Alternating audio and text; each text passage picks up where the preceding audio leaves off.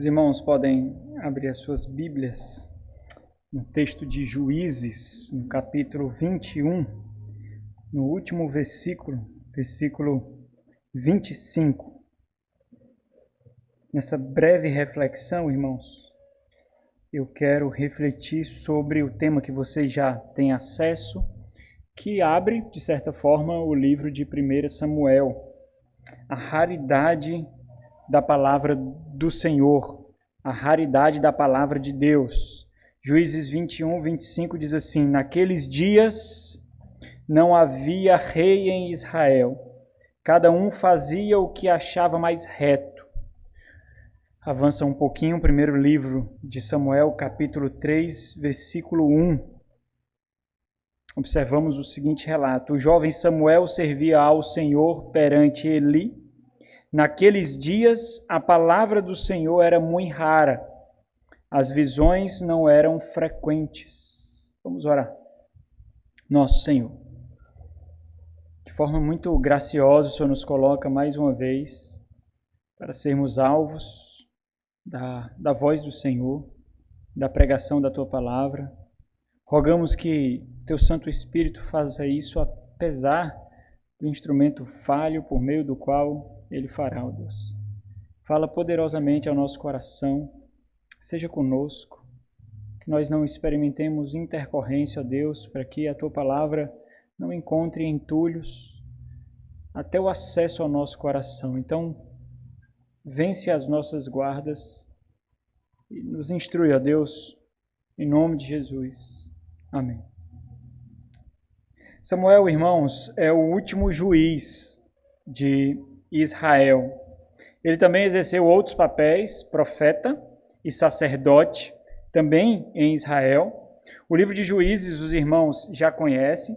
Os juízes eram os líderes de Israel antes do período da monarquia. A monarquia é essa estabelecida pelo próprio Samuel.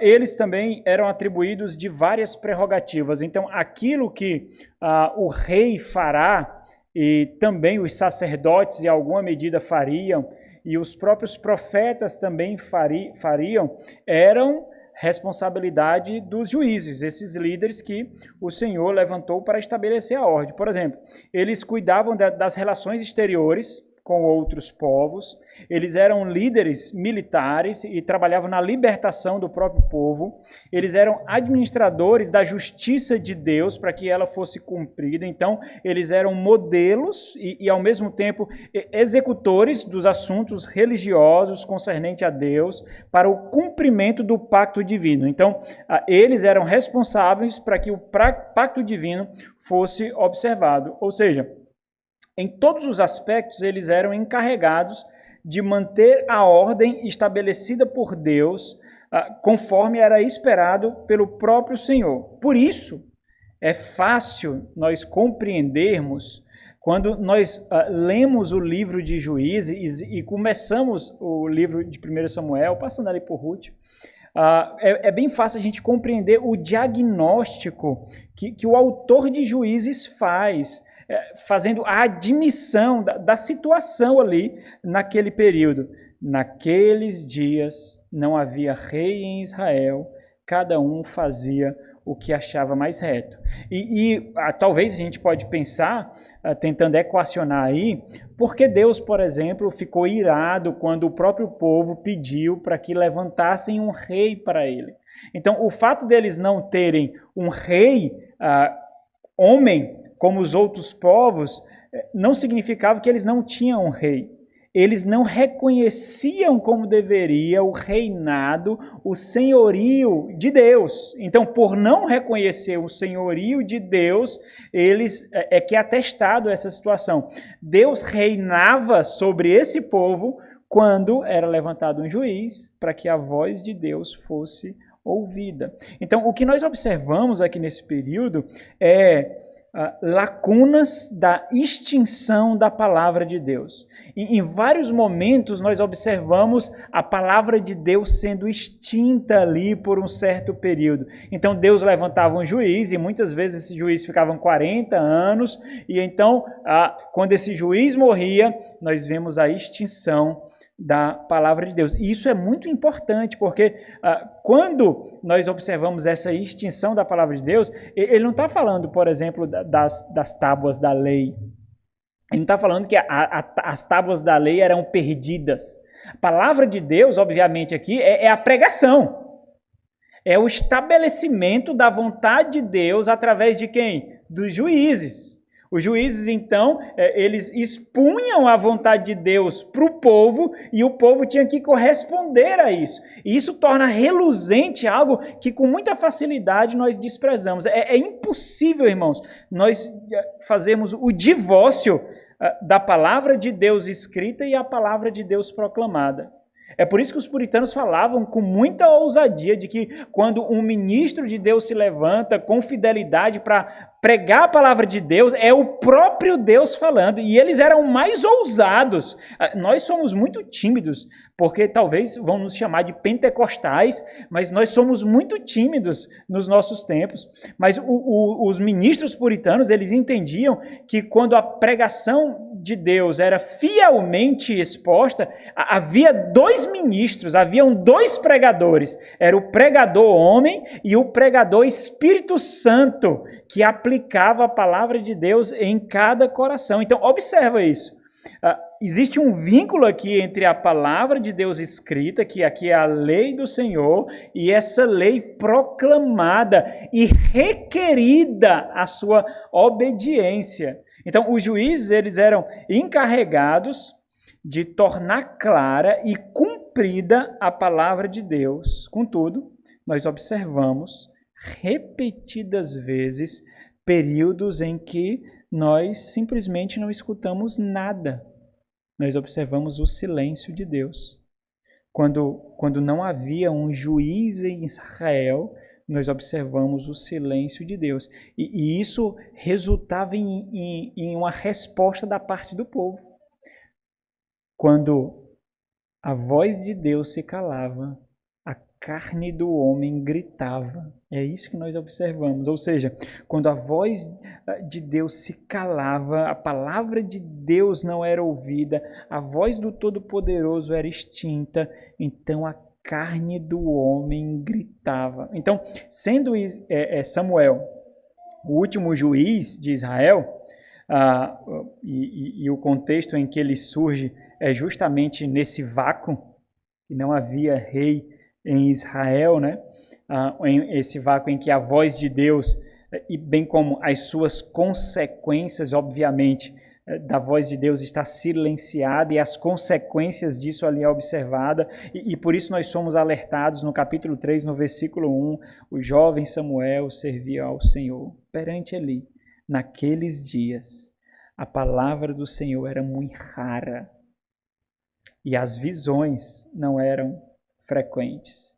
E assim como nós observamos nas narrativas de Juízes, esse é o período sombrio, esses períodos onde a palavra de Deus não iluminava o povo e a carne levava o povo à negridão. Esse é um período sombrio em que Samuel é levantado. A palavra de Deus não ilumina o povo e por isso mesmo a sua raridade. O povo jazia nas trevas da sua própria carnalidade, experimentando o gozo da morte. Então, entenda, cada vez que a vontade deles não eram cerceadas para que a vontade de Deus fosse cumprida, eles experimentavam um gozo absurdo da carne, da morte. Mas experimentavam prazeres da morte, é verdade. E quando a voz de Deus não é ouvida, a nossa própria voz se torna mais audível do que deveria.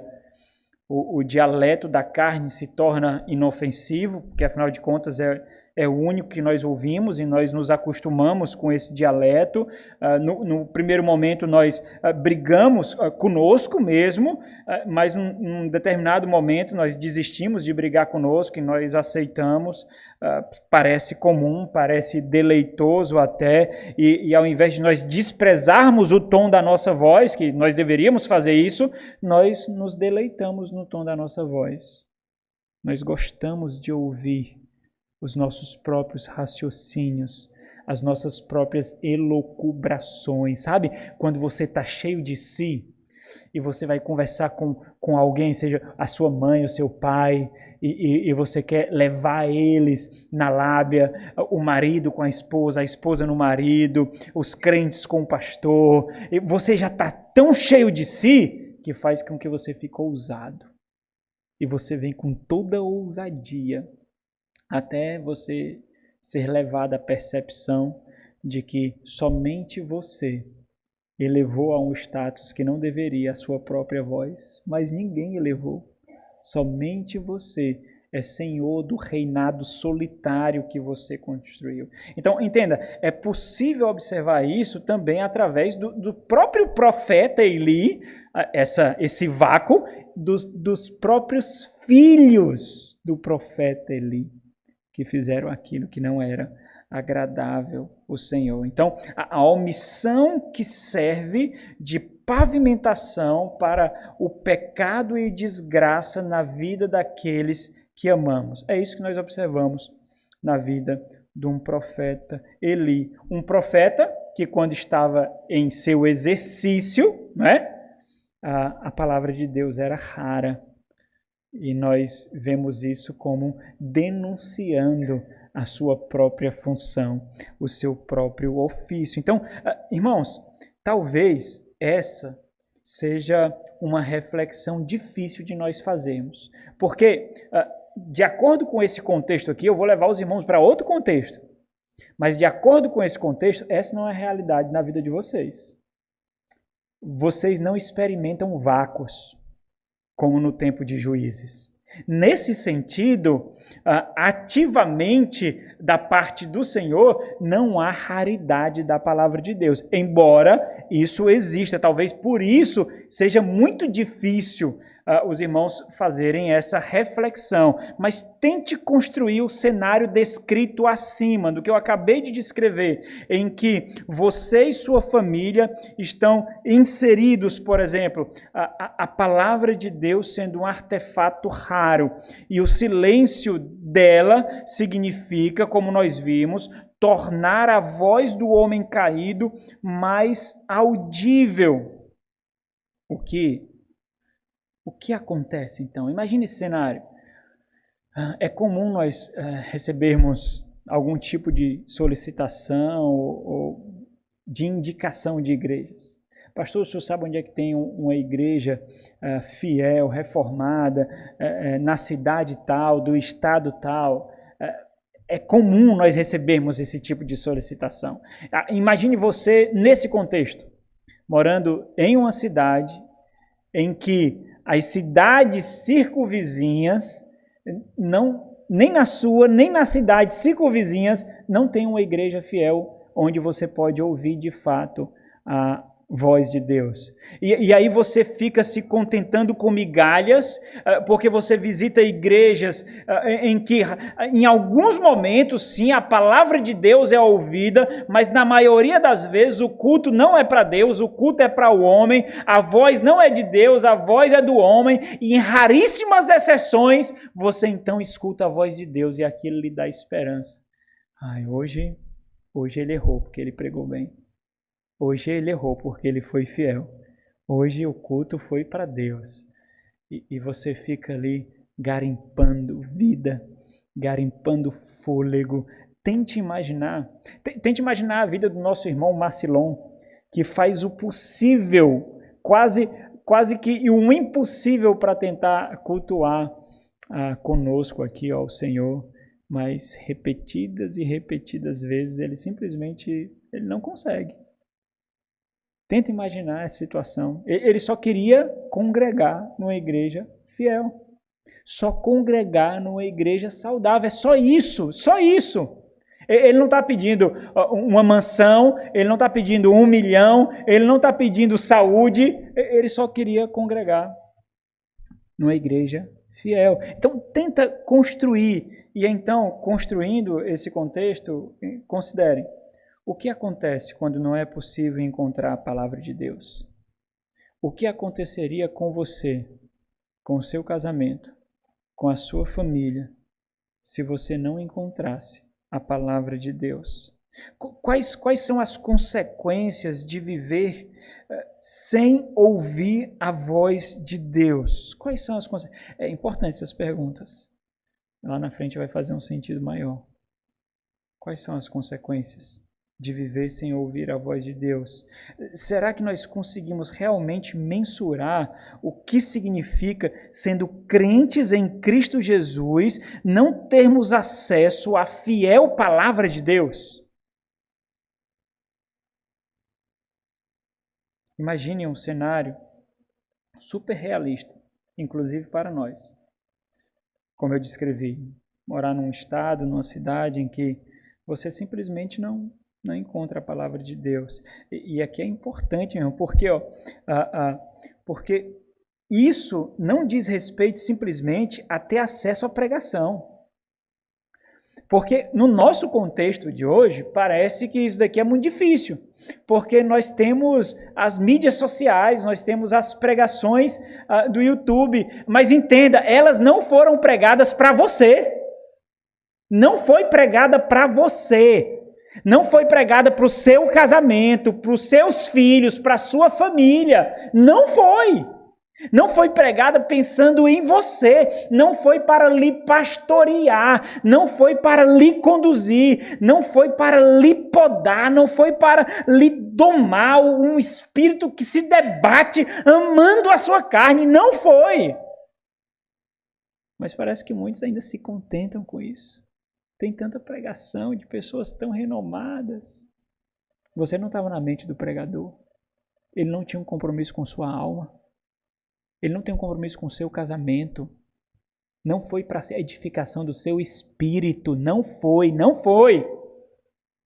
Então não acho que isso supre não, porque não supre.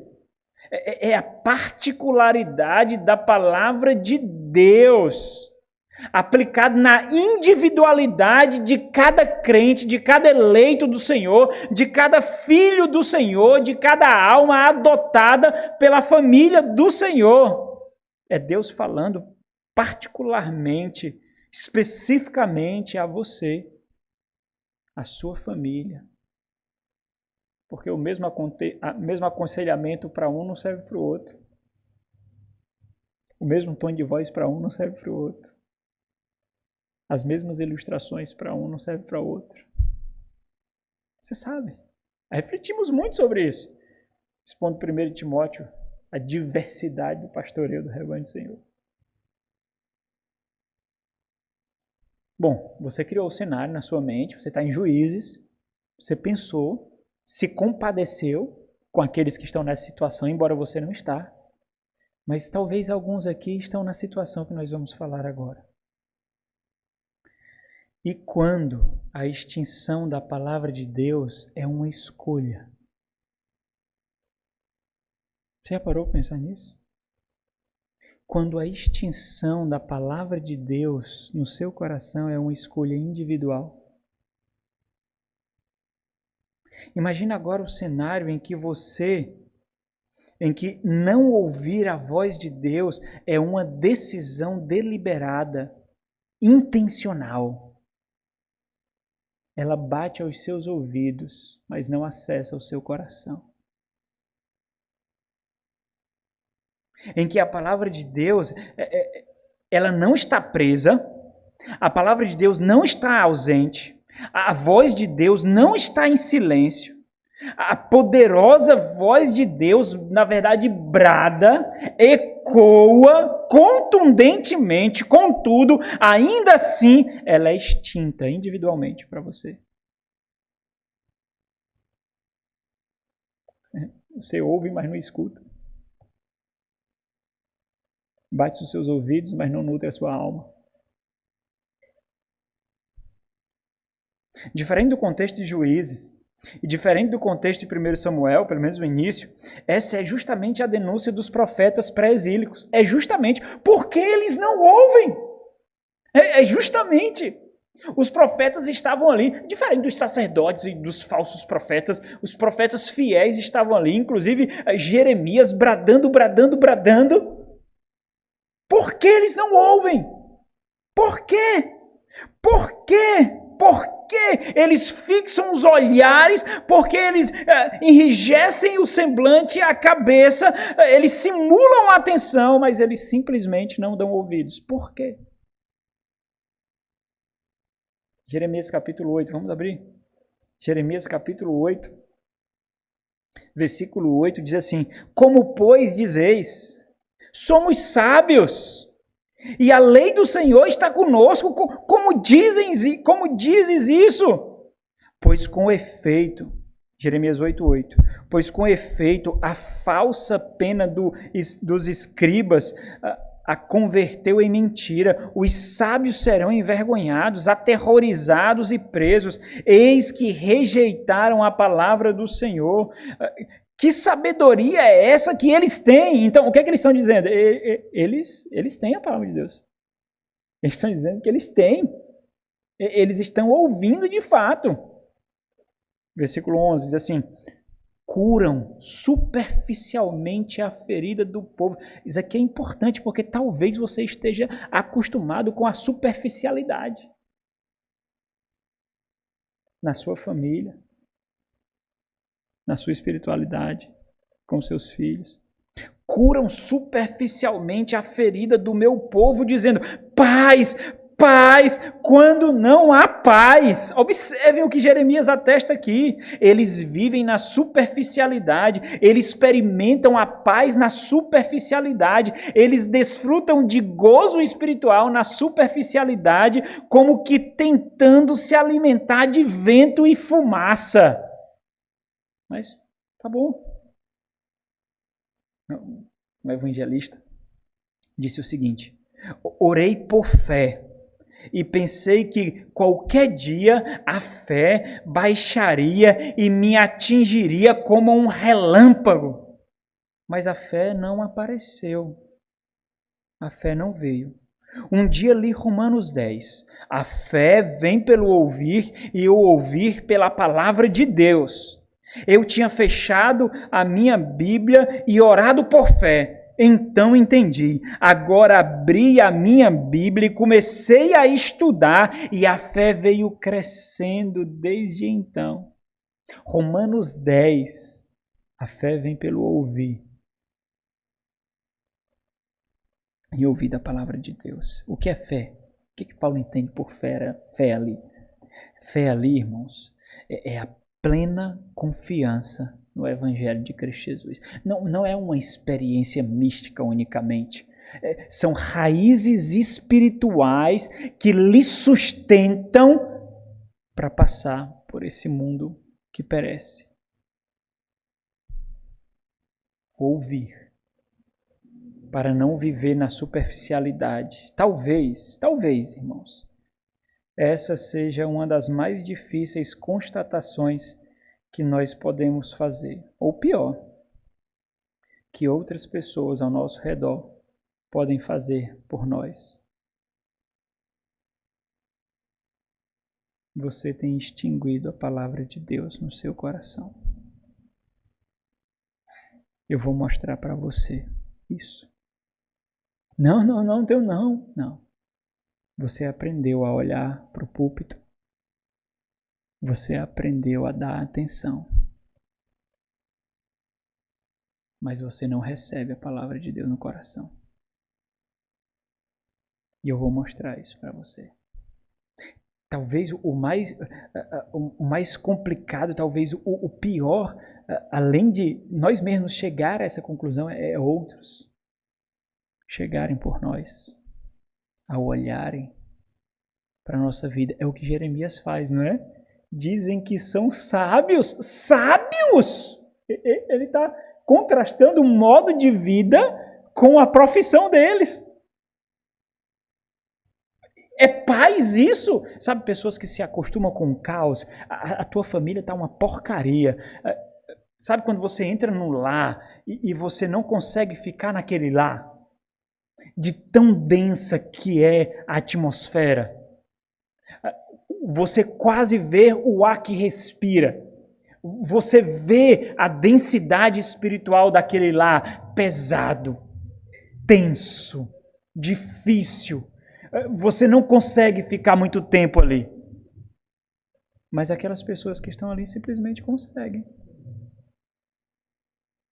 Aquele filho mal criado, esnobe, arrogante, altivo, cheio de querer, cheio de frescura, em que você não consegue dividir com ele um compartimento por muito tempo. Mas os pais conseguem viver com ele. Aquela esposa que fala mais alto do que o marido, insubmissa, grosseira,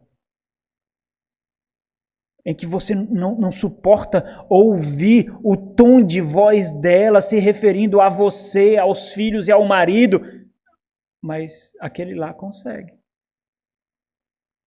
Maridos frouxos, homens fracos, covardes, que têm medo do confronto, da luta, que não doma a sua esposa, os filhos. E aí esses que vivem assim, eles dizem, paz, não há paz. Eles se acostumaram com o caos. Eles se acostumaram com aquele ambiente. Eles se adaptaram. Mas não foi o Espírito do Senhor. Foi o reinado da própria carne, que gosta da lama, que gosta da carnificina. O sangue de Cristo faz diferente, ele nos deixa mais alvos. Não é mais podres do que nós somos. É mais alvos do que a neve. Então, imagine isso. É difícil considerar se eu estou extinguindo a palavra de Deus no meu coração. De uma forma imperceptível, os meus ouvidos me pregaram uma peça e colocaram guardas da carne para que a voz de Deus não entre. Não entre.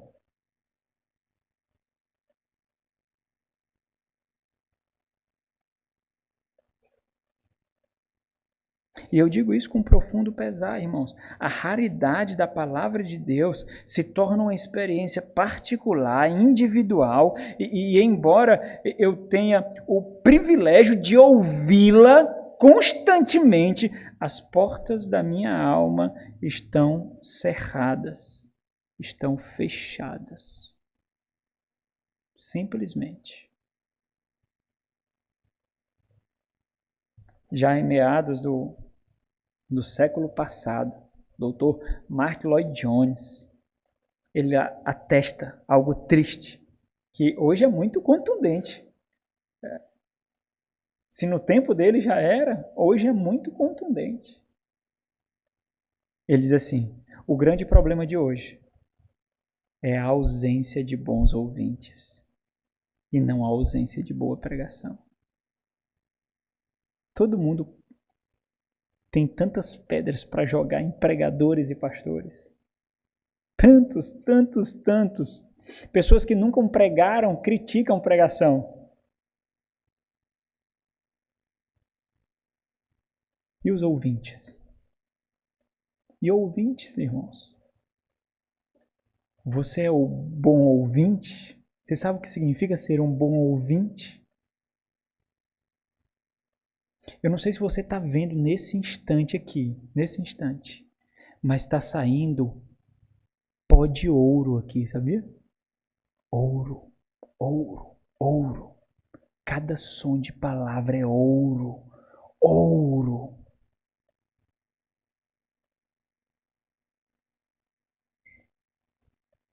Zacarias capítulo 7, versículo 11. Ele exclama, eles, porém, não quiseram atender e rebeldes me deram as costas e ensurdeceram os ouvidos para que não ouvissem. Por que eles não ouvem? Eles olham, mas não veem. Os seus órgãos auditivos eles estão apontados, mas simplesmente não escutam. Não. Simples assim. Irmãos, quando eu estava na minha leitura da Palavra de Deus e passei aqui por esse texto das Sagradas Escrituras, esse texto saltou aos meus olhos e perfurou o meu coração. E eu realmente observo isso ao olhar para o cenário em que nós vivemos, seja no alcance maior ou menor, seja no âmbito da nossa igreja, da nossa cidade, do nosso estado, no Brasil como um todo. Naqueles dias, a palavra do Senhor era muito rara. As visões não eram frequentes. Só que isso também pode ser aplicado com essa especificidade, quando eu a torno rara para mim. Para mim. Imaginem o vigor. Mas tem que imaginar isso. Imagine o vigor necessário, a audácia necessária, a coragem e a força necessárias para que, como instrumentos de Deus, alguém abra as portas da sua alma que você insiste em fechar. O puritano Richard Baxter, ele fez uma reflexão um pouco longa, mas tão interessante, eu trouxe para vocês. Diz assim, se um coração endurecido deve ser quebrantado, não é acariciando, mas golpeando que deve fazê-lo. O coração não se derrete na tristeza divina, nem é elevado à vida de fé e amor pelas bolhas de uma inteligência espumante, por um jogo de palavras ou por noções inúteis, mas pelos raios iluminadores da verdade sagrada e pela atração da bondade divina exibida, comunicada de uma mente que pela fé viu a glória de Deus e pela experiência descobriu que Ele é bom e que vive no amor de Deus. Tal pessoa está preparada para ajudá-lo primeiro no conhecimento de si mesmo e depois no conhecimento de Deus em Cristo. Irmãos, é óbvio que ouvir, como eu fiz referência lá no início, ouvir não é simplesmente escutar. Todos vocês estão ouvindo as minhas palavras aqui, né? Estão me escutando aqui, né? Todos vocês. Mas nas Sagradas Escrituras ouvir é diferente. Nas Sagradas Escrituras nós ouvimos com o Espírito, irmãos. Espírito. Ouvir é receber a palavra de Deus com toda a sua dignidade, com todo o seu poder, com toda a sua autoridade. Ouvir é olhar para a palavra e dobrar os joelhos diante dela. Não é se estribuchar, não é debater. Nós fazemos isso, porque nós às vezes olhamos para o veículo.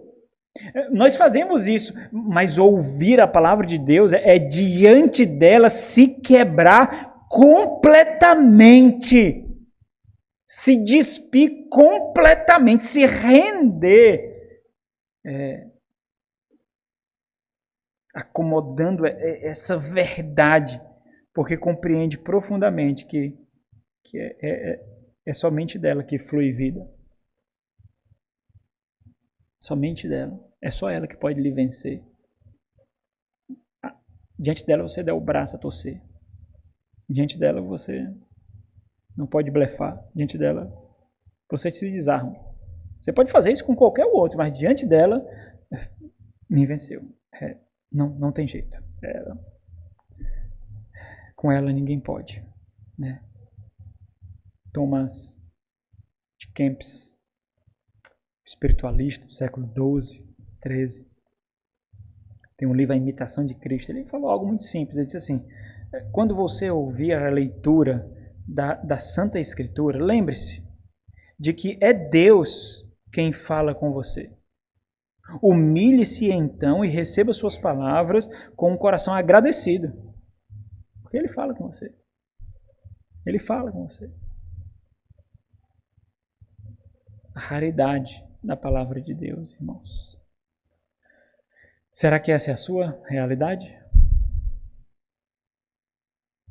Será que para você a palavra de Deus é extinta porque não tem acesso ao seu espírito, sua alma, seu coração? Vamos orar.